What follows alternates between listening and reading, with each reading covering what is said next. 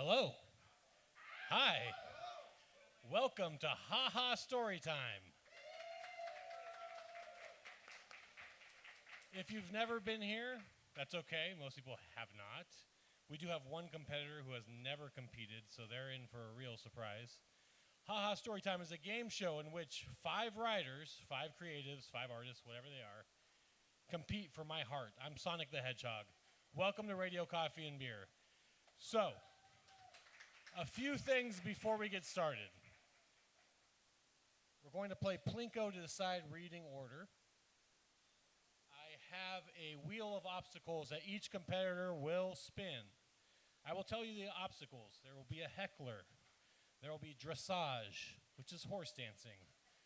There's minus 15 seconds, plus a respin. There's Baltisberger, which we'll all just have to find out what that is. There's self-censorship. There's cuck chair, in which somebody else reads that person's story. It's terrible. There's minus 45 seconds plus a respin. And that's it, this time. Plinko will determine the reading order. I do want to say that Radio Coffee and Beer is matching donations to the Kerrville County Community Fund. So if you go up there, you donate $10, it makes it 20. I will say I have priceless pieces of art that if you just donate $10 up there, you can pick whatever piece of art you want. Authors will be selling books and all that kind of stuff. But that's that. But with that, let's have our competitors come to the stage for our first game, which is a 10-word story. The 10-word story is someone starts off with a word, the next person says another word, the next person says another word, the next person goes all the way back, we get a 10-word story. So here we go. We have Devin Bonnée, 2-time champion of Ha Ha Storytime. Please say your first word. What? What? J.M. Stryker has competed before. What's your word? Did. Miguel, who's filling in today, but is probably a great replacement for whoever it is. No. What's your word? God. What did God? Susan Snyder, first-time competitor. Please give a big round of applause. What's your word? What did God manifest? Manifest. Ryan Bradley, 1-time champion of Ha Ha Storytime. Into. Devin Bonnée, 2-time champion of Ha Ha Storytime. What's your second word? Andrew.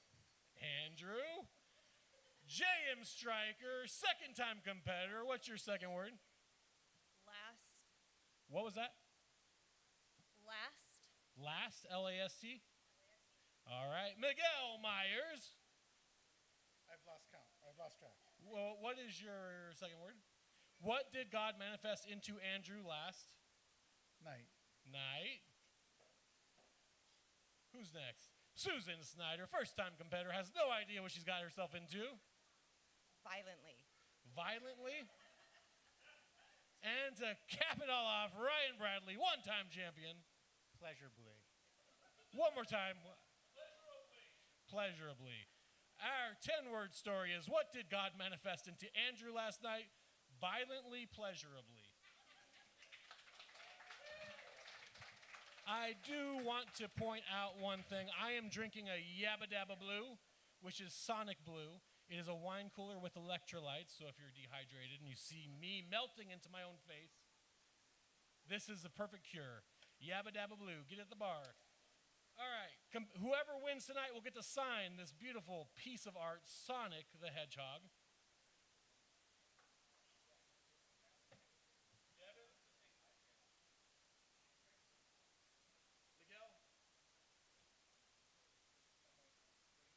Ryan?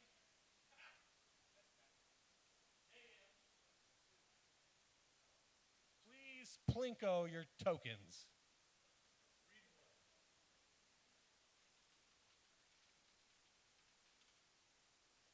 Devin, you're going second. What if I get second too? Well, I'll just change it. Ryan, you're going fourth.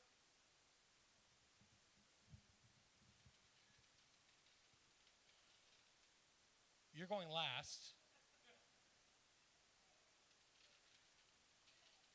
You're going second to last.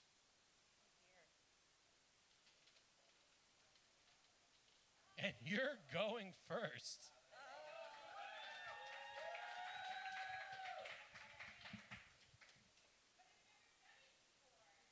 That sucks, and it might really suck. If you get cuck chair, I'm sorry. But first, I have a wizard in the audience who will perform a magic trick just to whet our palates, whet our appetites for this show. Please welcome the wizard. Thank you. For my one trick tonight, it's called free advertisement. Buy radio merch. All right. That wasn't much of a magic trick, but we do appreciate it. Thank you very much. Those shirts are sold out. Version 2.0 is coming with an extra golem. Susan.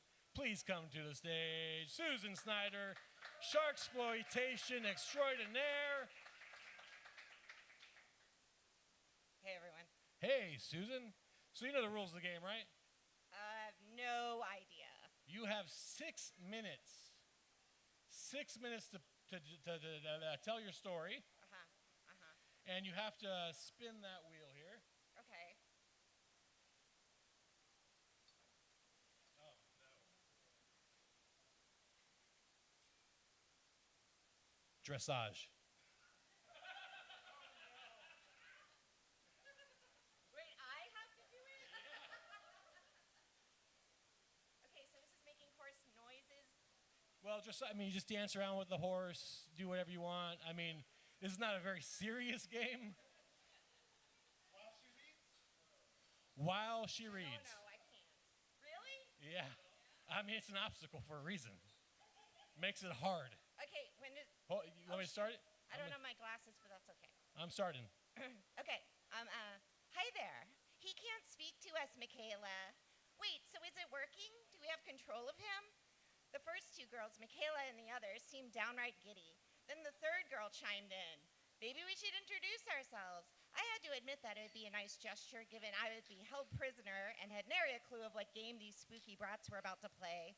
Two exasperated sighs and then, sure, whatever, Ashley. Michaela let out a snort laugh while the other emitted a snicker. Sir, I apologize in advance for what we're about to do to you, but Ashley, are you serious? Now came the familiar squeaky voice of Michaela.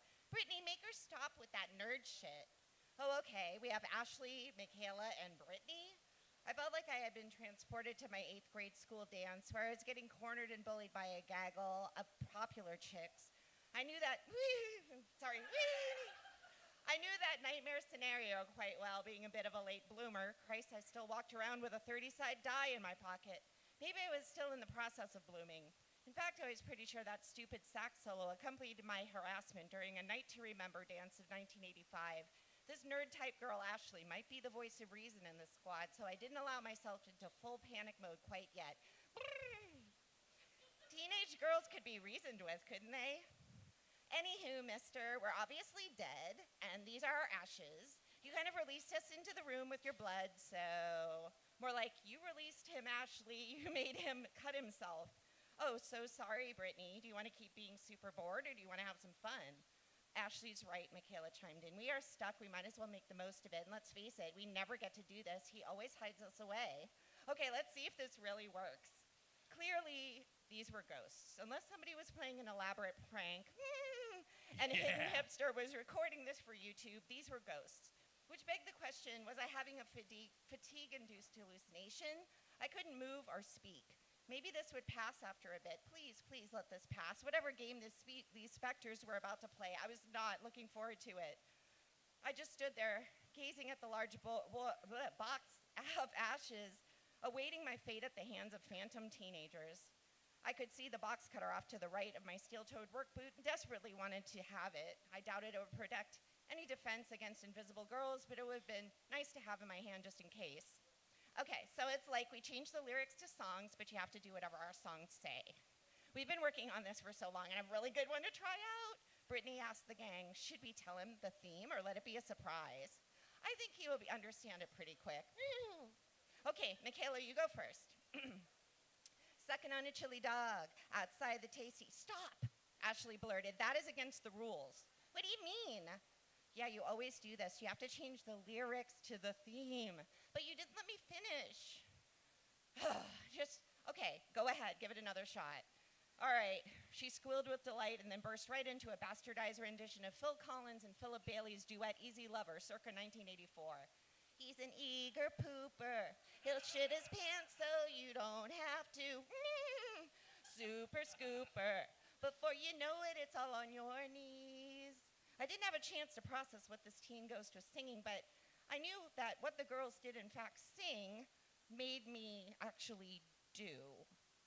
Just like they said I would. My bowels let loose like an overamped soft serve machine. There was no stopping it. Standing there motionless, I shat my pants. The result of this act began to slide down my pant legs, pooling in and around my work boots, and that's not all. I dropped to my knees into this pile of my own waste and began scooping it up with my hands and dropping it back down, scooping it up and dropping it right back down over and over. This is wicked cool, Brittany, you did it. Okay, who's next? All right, okay, I've got a really good one. Michaela wasted no time getting into her number, set to the chorus of Billy Ocean's Caribbean Queen. I only eat meat, and I can't stop shitting out. When it comes like mud. Ooh, I got some on the rug. I very quickly understood the point of this game, and by this time was still reeling from the stench of my own soiled pants and desecrated hands, kneeling in my own feces. I had also begun to comprehend the level of immaturity I was dealing with.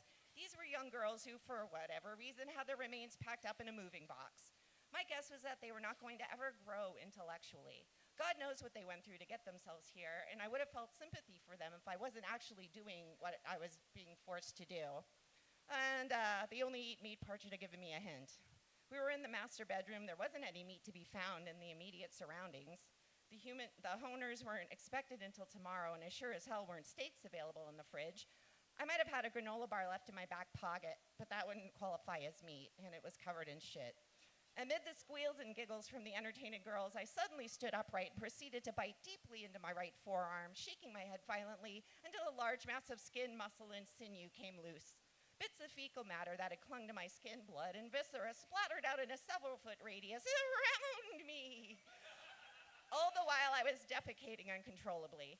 It kept cascading down my legs, widening the pool of fluid at my feet until the edge of it reached the Persian rug that sat rolled up in the corner of the room next to the king bed. All right, here's the last one. Shard in the dark, a coal in pain. You give love a shit stain. You shut the bed and you screamed in pain. You give love a shit stain.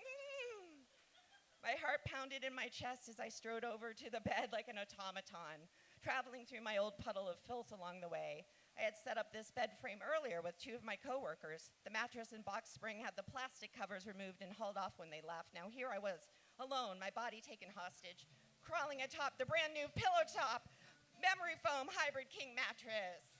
All right. Susan, I'm sorry.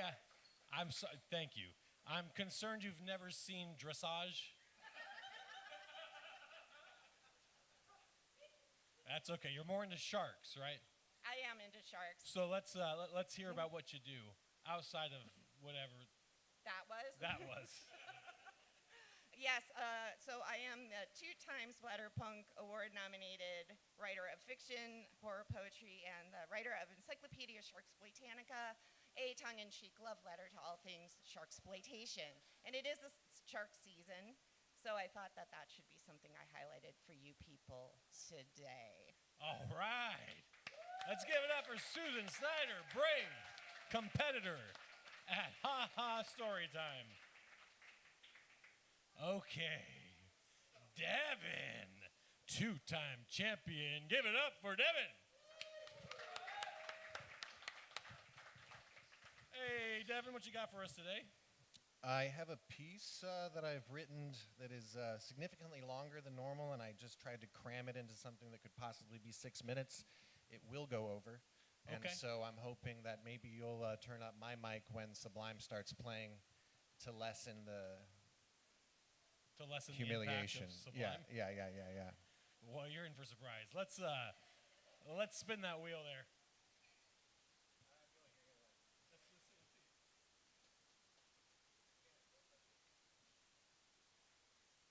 Dressage again? No, we can't do that. Respin. Okay. You nailed it. I don't want to go.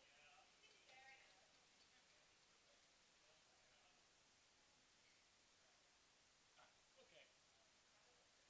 You want me to do that one? Yeah, self-censorship. How dirty is your story? Not at all. Well, I guess you're just gonna have no obstacle, except for Hey. whatever I plan. Okay. That's fair enough. All right, Devin, you got 6 minutes, but hold on. Let me just get the timer going. Okay. All right, timer has started. Okay. I was 8 weeks old when my mother and father were taken by a strange metallic bird in the night. I was too young to understand and wondered why they had left me. Was I not lovable? I survived on fallen worms and passing insects. I sensed that this world I had been born into was cruel and unforgiving. But when I looked up at the sky, at the trees, at the other creatures, I saw that in truth I was surrounded by beauty, and I felt destined for great heights. And when I was strong enough, I stood at the edge of my nest, spanned out my wings, and leaped.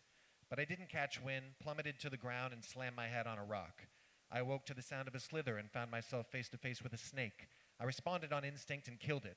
I hadn't eaten a real meal in my entire life, and it was the most delicious thing I had ever experienced. But it came with another feeling, guilt. I had taken another life. Did that mean someone could take mine too? Was that what it meant to be alive, that we will someday die? On my second attempt, the wind rushed beneath my wings, and I soared high up into the sky, so blue, so vast. Suddenly it was easy and natural. I flew all day, every day, and I loved it. Across the lake, above the forest, I was free, but I grew increasingly uninterested in killing and couldn't see why a small, helpless creature should die by my talon, even if they didn't seem to grasp the finite nature of life in a way that I could. Eventually, I succumbed to hunger and found respite in a river. Of all the creatures I met, the fish seemed to be the least aware, and on one occasion, I had watched one dive straight into a bear's mouth, so I found it easier to curb my guilt. I often slept by this river, and one morning I awoke to a new creature, like a bear, but smaller and with much less fur. I came to know it as a human being. This particular one was old and female, and when she saw me, she stood still and stared into my eyes for many minutes. I've never seen eyes quite like that before, and they reminded me of the starry night sky. They were transfixing and compassionate and made me feel a way I hadn't felt since I was an eaglet in my mother's wings. "Sergio," she said, "is that you?" I wasn't sure what she meant, but she began to weep, and she cried out, "Sergio, Sergio, it's me, it's Juanita. You've come home, Sergio, you've come home." I did not leave Juanita's side for many months. She lived alone in a cabin that her late husband, Sergio, had built with his bare hands. She believed I was his soul reincarnate. I couldn't say, but I found it endearing all the same. At night, on occasion, Juanita would pet my head and sing to me a song that Sergio had written. Other times, she would scream and yell, her eyes full of fear and sorrow. I found the nuance of human beings astonishing. They, like me, seemed to understand the cycle of life and death, and like me, they knew not why. I came to appreciate this. It seemed to me that life was so much about acceptance, about surrender to life and to death. And as such, one day I found that Juanita was not moving. She had joined Sergio. I held a small ceremony for her and covered her with dirt and flowers. That evening, I dreamt of my mother and father. In the dream, they were human, flying that gigantic metal bird that I had come to understand was called a helicopter. When a snake jumped from the ground, got tangled in the propeller, and crashed the machine, I woke up with a start. I sensed that they were still alive, and I resolved to find them. I began to fly into the cities. I'd fly in and steal meat from humans, which I found far less horrific than having to kill. I knew that I didn't make it any more ethical, but I was still eating other creatures, but the layer of removal helped with the guilt of my savage instinct. Upon eating one meal, I overheard a human saying, "My God, look, an eagle, John. Have you ever seen an eagle this close?" "That bastard stole my burger," his friend said. "John, look at him, he's gorgeous."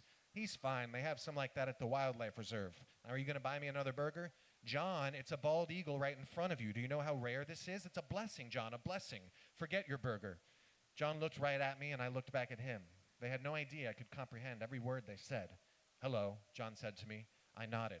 Did you see that, John? He nodded. He understood you. Do you understand me, Eagle? I nodded again. Oh, my God, John, he does. This is a trick, Dana. Will you relax? I've seen this at the reserve. What reserve? The one up on Alpine. They have 2 other like this, older. And that's all I needed to hear. I found Alpine Road and followed it until I came to the reserve. I could not believe it. There they were, my mother and father living in captivity, prisoners. I wanted to cry. I flew down to them, but they didn't recognize me. How could they? I was too young when they last saw me, and they did not have superior intelligence the way that I did. It didn't matter. I had to free them. I thrashed and squawked and made a large scene, and people stood in fear and awe as I broke through their shackles. I scratched 1 or 2 humans and drew blood. I was furious. But the 3 of us escaped, and we were free. We flew all the way to Alaska, where I found a group of trees that we called home. I stayed with them until they passed away from old age. They never knew who I was or why I had helped them, but I knew, and that was enough. I came to see that all things were fleeting. One was better off to accept and embrace it. Life was absurd, and in this absurdity there was truth. We simply are. There was no reason for it, but if there was, it seemed hidden inside the mystery of what we call love, a subject which, outside of paternal, I had yet to discover until I met Julia, another eagle, who came on a brisk morning along the west coast of Northern California near the redwoods. She was large and beautiful, and we clicked in a way that I hadn't yet felt. On our first encounter, we gazed at one another for hours on end. She reminded me of Juanita, she tilting her head from side to side and me mimicking her for fun. We fell into a simple and easy love, and we built a nest and had 3 eaglets. Life was good for a long time. I loved them so much. I found purpose. But all seasons return. And one afternoon, a snake, for all I know, the lineage of my first kill, had bitten my wife and children. None survived. I tore the snake to shreds, and once more I flew off into the sky, broken-hearted. I returned to Juanita's cabin. I grieved. I slept in the bed. I ate fish. I watched films. I acted as much like a human as I could, wondering if anyone would ever know I had existed, if any of it had mattered, that an eagle had gained consciousness and lived a full life in the pursuit of the pursuit of knowledge and truth. Do you want to tell them what this is? No. I've decided that the answer is no. There's He's no being Bonnée right now. there's no meaning inherent to life. But should you wish to create it, it's right there within your grasp, there in my memory. My parents, Juanita, my wife, my children, all gone, and yet they remain within my heart and my soul. And for this You're getting reason, double-stuffed. I write this letter. I know not if it will be help to humanity or eagles or any living being at all. But but my hope is with this one wish to relay this strange experience, this great I am. And I'd like to close with a poem. We'll let the poem go. Through loss and gain, through pleasure, pain, the mystery remains the same. Why do we fly? Why do we soar? Why do we fall, then try once more? I do not know, no, not a thing. Yet still I jump, I spread my wings. Still, I strive to find what's true, and so I dive into the blue. And I hope that this has been of help. Sincerely, Sergio Sinclair Eagle.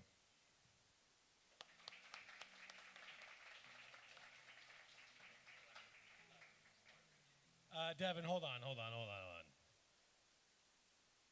The crowd here clearly heard 2 Devins. Yes, what instead else of did playing you do? Sublime, Andrew started playing my music instead to throw me off, and it did. It surely did. It very much did. Surely did. Well, And, there's no self-censorship. I figured I had. Well, the themes of what was playing was very similar to what I was saying in the moment, and so it was really disorienting me. But, yeah, I'm happy for you and for all of you. I'm sorry.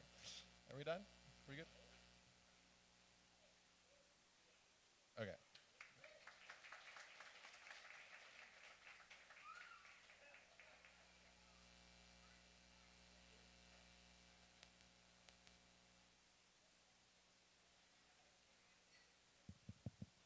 We really only need one mic.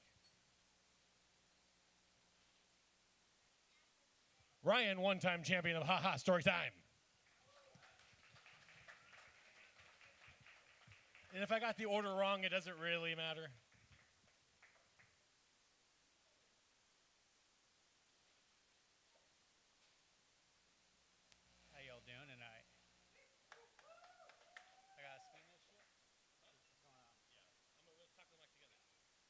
Hey, Ryan. Hey, Andrew. Hey, Sonic. Thank you. Yeah, go ahead and spin the wheel. All right, let's do this.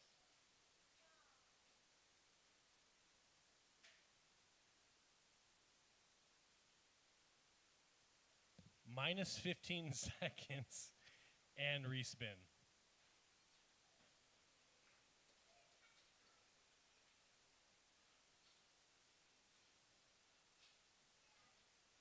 It's dressage, and I figure you don't forget it. Let's see what you do with this.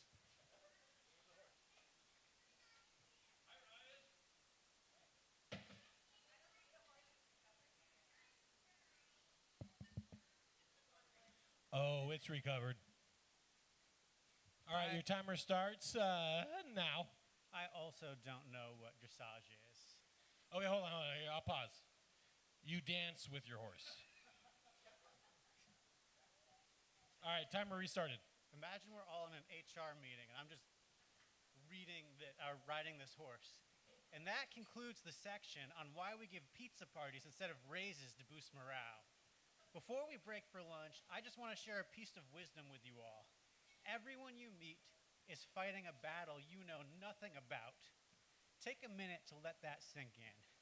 Do you know Brad from Accounts Payable? Every night when he gets home, his husband looks at him with his big, beautiful brown eyes and begs Brad to recreate the cake farts video. Brad's worried it could end their marriage because Brad is gluten intolerant, and he's scared that if he farts while sitting on a cake, some of that gluten might get sucked into the vacuum the gas going out leaves, and his stomach will ache for days. Think about that before you type, per my last email. How about Linda from invoicing? Do you have any idea what she's going through? I'm running out of breath. She's got a 6-year-old who refuses to go to bed unless he's dressed as the devil with a little red pitchfork. After every bath, she has to face paint a goatee on his chin, then sell him her soul before he lets her tuck him in. Her religious father is losing his mind. Granddad sent a couple of priests, and they sold their souls to Aiden too. When she came into my office, tears in her eyes, all she could ask was, what's a kid at that age going to do with all those souls? When Linda seems sluggish at work, God, I'm running out of breath, try to remember how hard a time she's having with Aiden before you make a snide comment. That's before we even get to Derek and billing. That man is suffering. His roommate's girlfriend got really into non-Euclidean geometry a couple of years ago and opened a portal. So every night, a wave of scrunchions, you could call them Memeguans, borrowers, Lilliputans, R.A. Lafferty's wet dream, come marching out of his wall. At first, they brought medieval weapons, little spears and arrows. They were only an inch or two tall, so he could just take care of them with a brush and a dustpan. But some of them escaped after observing our modern world and started developing new technologies of their own. So Derek's not dealing with wooden points anymore. They figured out iron. That means swords and halberds that could actually cut through Derek's skin. Poor guy. He asked for a parley, and their leader came to meet Derek in the night, dressed in her ceremonial paperclip crown. Derek begged for peace, and you know what she said to him? You killed my grandfather, my uncles, my father, my son. For 5 generations, you've killed our explorers. You've crushed our armies and thrown our bodies in the trash like we are vermin. My son's unburied for eternity. The only peace you'll know will come after we've ripped the flesh from your bones and built a palace in your skull. Derek complained to the super of the building. She put out a mousetrap, but the invaders snapped it shut on Derek's toes. His roommate broke up with the girl who opened the portal, and he can't even give her back Derek's jacket, which wasn't his to lend in the first place.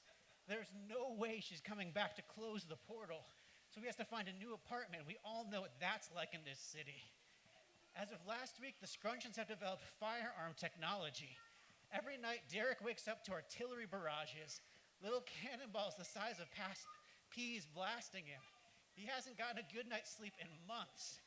He's wondering if there's a way through the portal so he can go through there and finish things once and for all. The guilt racking him is almost as bad as the pain. He keeps asking himself what kind of person he'd be if he went Godzilla on these invaders' homes. It's not who he wants to be, but he doesn't see a better option. I hope you all take the message, not just here at Radio Coffee and Beer, but into your home lives as well. When you look into a stranger's eyes, you can't see if two ghosts are making them sing poop-themed songs. You can't tell if they're an eagle named Sergio who came back to rekindle their love. And you can't see if they're like Derek and they have little people attacking them. Anyway, everyone, enjoy your lunch. Thank Christ. I mean, you admitted you'd never seen dressage. And before that, and during the performance, that was evident. But you're a very capable galloper. Thank you. Thank I you. run marathons. There was no dancing. What? Can you said it was give this poor girl a twirl? A twirl? Thank you. For God's sakes. Ryan, you're selling books. What are you selling? I'm selling a couple books today. Uncle is my latest novel. It's the story of a kid who uncle moves into his house and he's going back to find his favorite nudie magazine and finds his uncle has an Eldritch book there. Bad Connections is a more serious story collection, and Dumb Bullshit for Brilliant Idiots has stories by me, Michael, not Sonic the Hedgehog, Not Sonic. Sonic Andrew isn't right. Gilbert, and John Baltisberger. All goofy stories like the ones we're reading tonight. Yeah. You need some electrolytes, brother. How about you get yourself a Yabba Dabba Blue?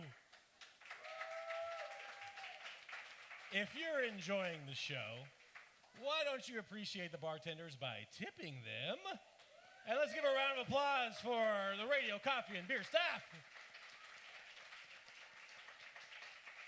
Let's not forget, radio is matching funds to the Kerrville Community Fund for the tragedy that happened. We will match the radio. Will match the your donation. So think about doing that. Next up is Miguel Myers.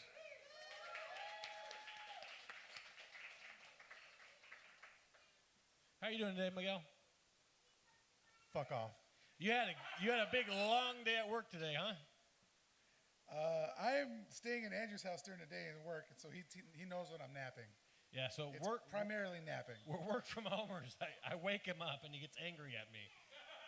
But I bring Wendy's breakfast, so. Yeah, thank you. Oh, you did. Thank you. Can I spin this? Yes, please. Thank you. There's a couple I'm not doing. That was self-censor, by the way. Fuck. This is perfect. He's I gonna got get Baltisberger. Baltisbergered. If you weren't here last month or the month before that, I heckled John. So Baltisberger here, he never wears any toe coverings. You mean foot prisons? Yeah, it's very devastating. All right. But John, you're gonna need a mic for our lovely home audience. Why don't you come over here? So you may not know this, but I actually majored in film. I'm here to help turn Oh, John, we all know. She probably didn't know. I've We met all her know. before. Sorry. So I'm here to help you become a star and to help you reach your true potential. So let me see your story. I need to actually see it. Okay, cool. Yep, cool. So what I think will really help this reach the audience, your true potential, I want you to read it with feeling, with passion, and as a crab. Embody this, you don't, not like quiggy cracky, not cartoonish, embody the spirit of the crab. Like, No, I don't have to fucking explain it to you, just go. Good God. all right. This story, I heckled him also. All right. So this story, start over. I lost my story. No. It's titled "A Sad Man." Parentheses, not me, close parentheses. So, a sad, sad friend, not me, is going through a divorce. He told me what it's like. This is what he said. They don't tell you the monsters that you will face all alone. They don't prepare you for those battles. Have you ever tried putting an icy hot patch on your own back? It's impossible. They should put a warning on the box. You need at least one person who loves you to put this patch on your back. More crabby. I don't know how to do that, John. They don't tell you that one day you will find yourself sitting in the driver's seat of your used 2017 Toyota RAV4 trying to figure out how you can get this icy hot patch to stay on the seat so that you can back into it, so that it will stick to your sweating back. They don't tell you that while this is happening, a family out walking their dog will walk past and see you shirtless, sweating profusely, male nipples perky and alert, grunting, mumbling to yourself, Miguel, and they will slowly cross the street with their adorable child. take Yes. male nipples again, but with like more passion. Male nipples. More. Male nipples. There we go. Thank you. They don't tell you while this is happening. Yeah, I already said that part. Thank you, John. Appreciate it. They don't tell you that you will hurt your back while helping your cousin's live-in fuckboy carry an unnecessarily heavy Yeti cooler filled with equal parts beer and Kool-Aid jammers from one Mexican family party to the other. They don't tell you that later that night you will almost piss yourself because you couldn't bend over far enough to lift the toilet seat. No amount of yelling or crying could convince your body to just let you do this one thing. You instead pee in the sink. It's not the first time, it won't be the last time. You splash some water around the sink to clean it, it's fine. Fucking Kool-Aid jammers. They don't tell you that you need a new in case of emergency number for your cell phone. Your fucked back reminds you that you are 42, overweight, average height, average intelligence, and holding onto your hairline as vigorously as a man holding onto his childhood by dressing up as a video game mammal. They don't tell you, Video game crustacean, please. John, I will cry. They don't tell you to protect your hairline. Why don't they tell you that? Why isn't that something you learn in high school? They don't tell you that after peeing in the sink, you will attempt to go to Walgreens to buy some pain meds. While there, you will drop your keys on the ground while attempting to get out of your used 2017 Toyota RAV4 XLE with the upgraded roof rack.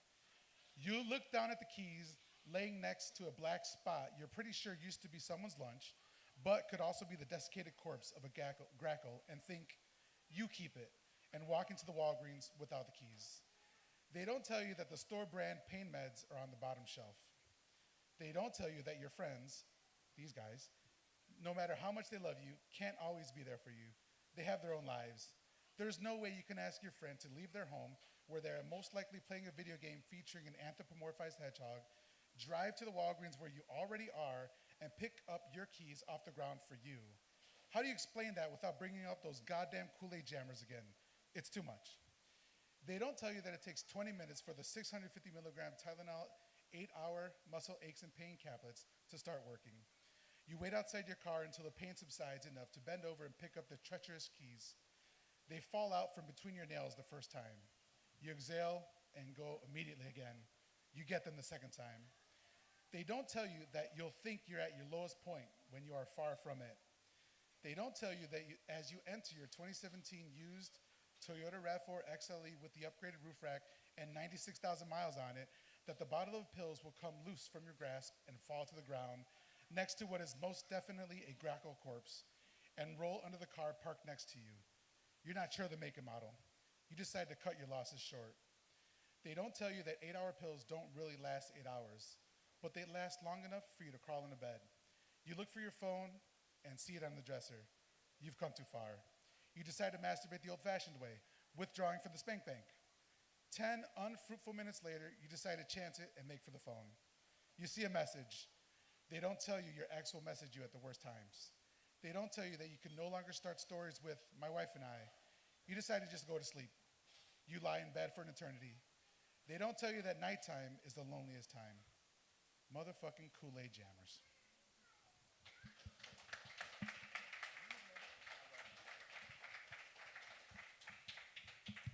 Hey, Miguel, the name of the show is Haha Storytime. Not But doctor, I am Pagliacci. I mean, it's kind of wah-wah story.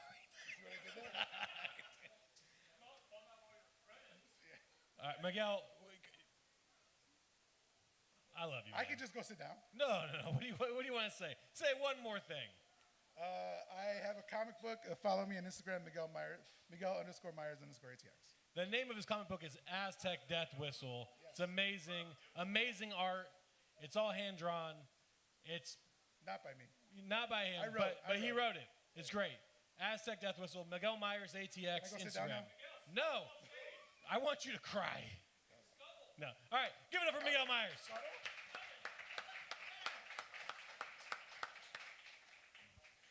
The last reader, the last competitor, J.M. Stryker.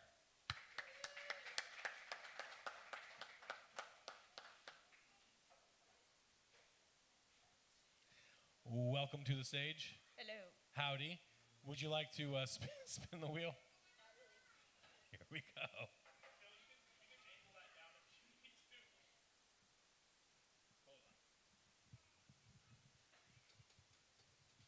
Is that too far down?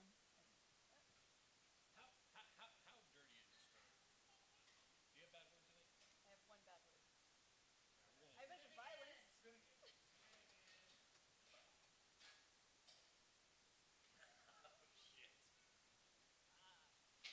Oh, this sucks. This sucks for two reasons. We have to have Baltisberger back on the stage. And the other reason is JM, who probably wants to read her story, can no longer do it because Baltisberger is now Bultisberger. And JM just got cut chaired. I want to point out that this is why he's in the cut chair. Not So all of this. thanks for adjusting the mic. I'm here because I know how to satisfy an audience. We had a different bull This is before. so disgusting. It's already started. we had believe me. we had a different bull before, but he didn't have girthy enough words Oh, to satisfy anyone. He's so cringe. Yikes! No, we're gonna do a good job, Bultisberger. Let's do it. This is the Happy Housewife's Guide to Harmonious Home, introduction by Karen A. Pitchfork. As we embark on this 2026 edition of our guide, it became clear we needed to make quite a few edits to reflect the new reality we find ourselves in. This new edition harkens back to our early precursors, published in the days before such modern convenience as prepackaged mails, internet browsers, and no-fault divorce. Indeed, as time marches forward, you, modern women, need ancient solutions to age-old problems. Fear not! Within these meticulously researched pages, you will find the closely guarded and ancient secrets preserving household harmony, now updated with modern twists to account for new developing technologies such as AI, digitized commerce, and of course, forensic science. You will find tips on cleaning, cooking, gardening, and untraceable international travel for the whole family, or most of it, at least. While many of these tips may seem easily found in your standard internet search, we would caution you that search histories can be used as evidence in your criminal trial. So we encourage you instead to purchase this book and its updated appendices from your local bookstore, grocery store, pharmacy, and please, pay in cash. What does harmonious home mean to you, and what are you willing to do? How far will you go to achieve it? When you look around your peaceful home and see smiling faces of your gloriously well-adjusted children and their safe and happy environment, the environment you created with your hard work, your sweat, your tears, and at least some of your blood, but mostly someone else's, imagine the satisfaction you will feel. The book was created with that goal in mind. The happy, peaceful, organized, and harmonious home of your dreams is now within your reach. You may have picked up this volume by chance or been gifted a copy from a trusted family member or a friend who is aware that you faced a very specific kind of pest control problem known by women all over the world. They have generously provided you with an entire book of solutions to that problem. By God, it feels like I'm mansplaining. This is awful. This is as uncomfortable to me as it I'm is sorry, for you. JM. I'm sorry, JM. This is the kind of problem we had simple modern solutions for right up until very recently. Women could work independently outside of the home. We could have our own bank accounts, make our own medical decisions, and file divorce from our husbands. But our aging lawmakers, terrified of their own irrelevance, longed for the soft embrace of mommy. They pulled us back into a darker time, some may say a more dangerous time, and they would be right. Maybe you helped them do this, thinking you'd be better off somehow or happier. To no one's surprise but your own, this has not turned out to be the case. Our editorial board debated for many hours over the question of who this book should be for, and ultimately we decided this book is still for you, even if you are here for no one but yourself, you ice cold bitch. Regardless of how you got it, this invaluable publication is now in your hot little hands, and here's just a taste of what you'll learn. Cooking. Explore our from-scratch recipes made with basic and expensive ingredients you should have had at your fingertips. Learn how to craft simple meals, desserts, beverages, and poisons for household pest control. You'll discover that with a little patience and a few careful weight-based calculations, you can rid your home of a pest of just about any size. We've also included a few new dessert recipes to share with your loved ones after your pest control needs have been satisfied. If you're not confident your poisoning skills will be effective, we have an excellent section on knife skills, complete with pictures and labeled diagrams. Cleaning! Learn the various applications and use cases of common household cleaners, as well as several inventive ways to mix them for explosive or poisonous results. If you're concerned about getting caught in your own trap, so to speak, you may prefer a more hands-on, if messier, pest control method.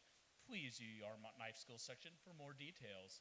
If you choose to go that route, our chapter on cleaning also has a handy table detailing the best ways to remove a litany of disgusting or incriminating substances from various surfaces inside and outside your home. Additionally, we have a handy section on removing blood from clothing, sheets, rugs, carpeting, walls, as well as tips on how to dispose of let's say, a bloody mattress in a completely reasonable and non-suspicious way. Gardening. When it comes to your garden, this book has a handy climate map with projected changes due to global warming, as well as a planting guide for each region listing how long it takes for each plant to reach maturity.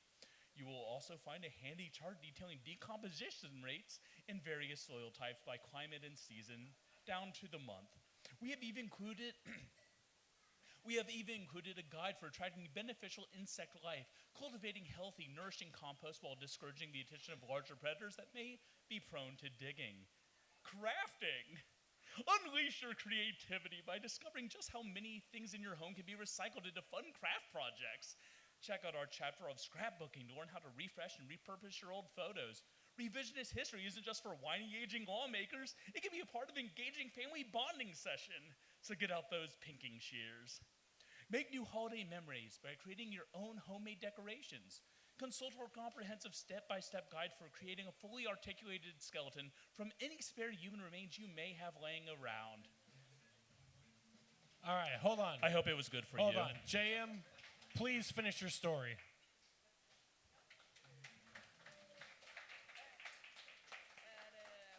Where was I? Okay, yes. Again, see our knife skills section on how to easily and safely debone flesh of any kind. Every Halloween, you and your family will have a blast dressing up your porch decoration in whatever extra clothing happens to be stashed in the attic to fit. Now, perhaps your interest has been good and piqued, but you still have some reservations. That's fair. Our lawmakers might be taking us back to the dark ages, but forensic science and digital tracking marches forward. The tips and techniques found in this book are meant to help you rid your home of pests and achieve a harmonious living space without attracting unwanted attention. But should you need a get-out-of-jail card, so to speak, simply remove the dust jacket of this book. Expose it to a mild heat source to reveal a URL and a unique 9-digit code. The web-based software you will access will help you create a plausible alibi, including video footage and a digital trail. Remember, you don't need to prove your innocence, only establish reasonable doubt. Armed with this guide, you are ready to embark on a project that will change your life and possibly end someone else's. Go forth, happy housewife, and make yourself at home. JM, you got any books out, any stories published recently? Not recently. Well, is that one published? Or is that brand new? It is brand new. It's a great story. Thank you. Read amazingly by that bull. But glad you could finish it off. We've come to the end of the show. We have one last thing we have to do, and that is determine the winner. So please, sorry, JM, you got to get back up on stage. All 5 readers, please come on stage. We have Devin, the 2-time champion of Haha Storytime. He cannot win a 3rd time. He might. Ryan Bradley, one-time winner. Miguel Myers, the wrong show. J.M. Stryker, and Susan Snyder. So Susan Snyder, give her a round of applause. Ryan Bradley. Okay, it's close. J.M. Stryker. Okay. Devin Bonnée. Respectable. Miguel Myers. I think it's J.M. A round of applause for J.M.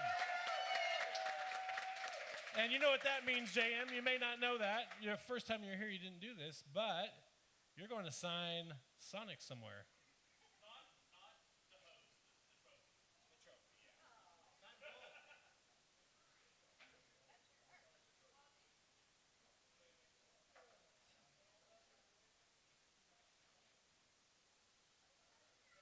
Thank you. Give one more round of applause to everyone who competed. Woohoo! We are done. Thank you. Tip your bartenders. Donate. Tip your bartenders. Get a Yabba Dabba Blue. Get a wine glass. Get a Yellow Rose. Buy books. There are books up here. Comics, books, things. Thank you.